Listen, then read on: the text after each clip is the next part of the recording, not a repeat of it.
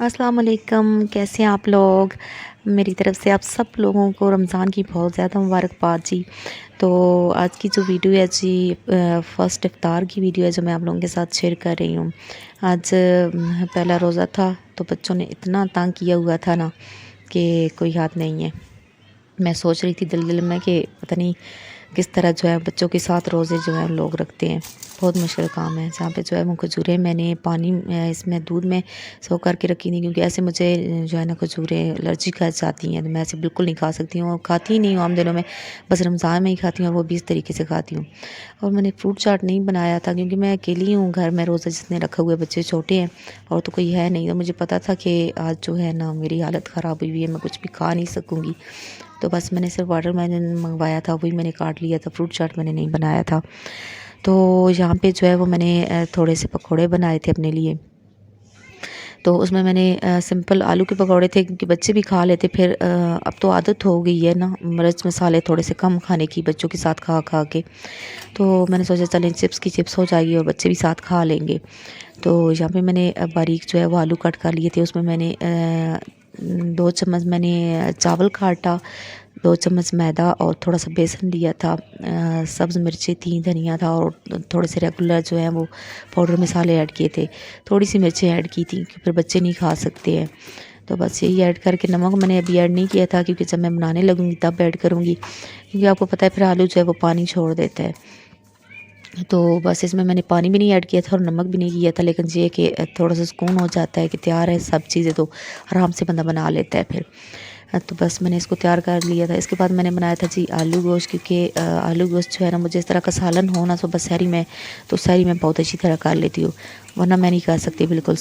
आलू गोश्त के सालन के साथ मैं कर लेती हूँ, यानी सालन का मतलब ये है कि शोरबे वाला कोई भी सालन हो तो उसके साथ अच्छी सहरी हो जाती है।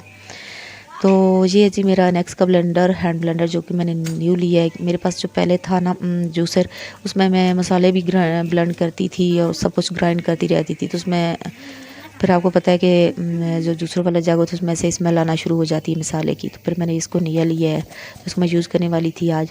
साथ ही मैंने आटा गूँधना भी शुरू कर दिया था क्योंकि मुझे लगता है कि अगर बंदा सालन बना रहे ना और आटा गूँध ले, तो मुझे तो यूँ लगता है पर्सनली कि सारा काम बने का ख़त्म हो जाता है, थोड़ा-सा सुकून हो जाता है।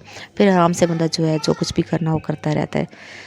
तो ये कुछ समोसे रोल है जो कि मैंने रमज़ान से पहले बना के रख लिए थे।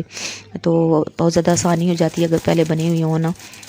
तो फिर इबादत का क्योंकि महीना है रमज़ान का, तो आराम से बंदा अपनी इबादत कर लेता है। चले इसमें क्योंकि बहुत ज़्यादा टाइम लगता है, तो इतना क्राउड बन जाता है किचन में, फिर उसको समेटते-समेटते बहुत टाइम लग जाता है।